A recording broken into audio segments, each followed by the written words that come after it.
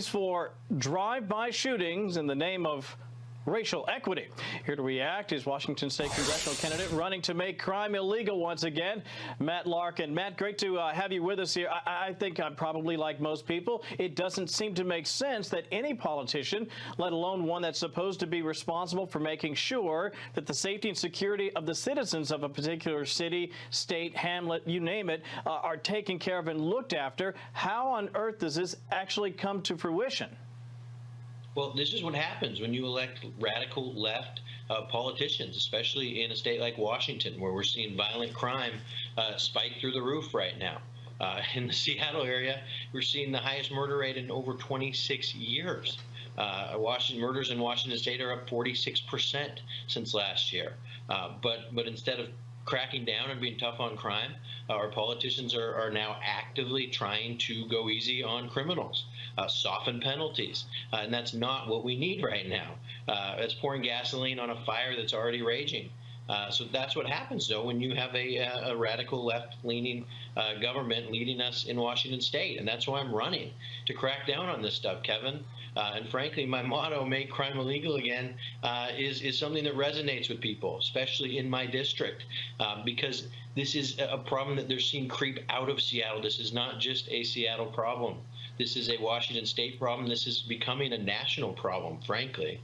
Right, you nailed it, especially for the people who watched the Emerald City suffer through so much during the summer of 2020, to say nothing of separations downtown and then the rampant crime.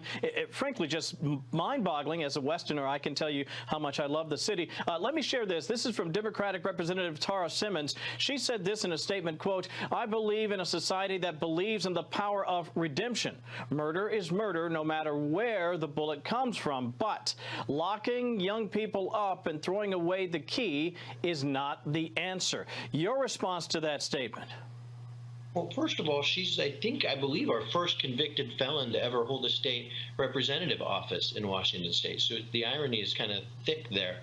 But it's mind-boggling. So to understand the law, you have to kind of break down how it works. So there's murder in the first degree, which typically gets you 20 to 30 years in prison if convicted. Right. Then there's 19 aggravated circumstances. There are things like if the murder is committed during a rape, or if you kill a police officer, or if it's a drive-by shooting, or if you hire a hitman. Those are just several of these 19 aggravated accounts that take you to a mandatory life sentence. And there's a reason they're aggravated, because they're egregious. And we need to be punishing the egregious circumstances and sending a message to people that won't be tolerated by our society, period. This is out of control. So by lowering sentences for certain things, especially based on race alone, that seems like it's just mind-blowing that that's even bouncing around the halls of Olympia here, our state capitol right now. We need to be cracking down on this stuff. It doesn't matter what race you are. If you are a white person and you're firing out your car window and you kill someone, you should have the same aggravated murder one counts as anybody who does it. It doesn't matter. It's not a racial issue. It's a safety issue. It's a public safety issue. Right. And people get that.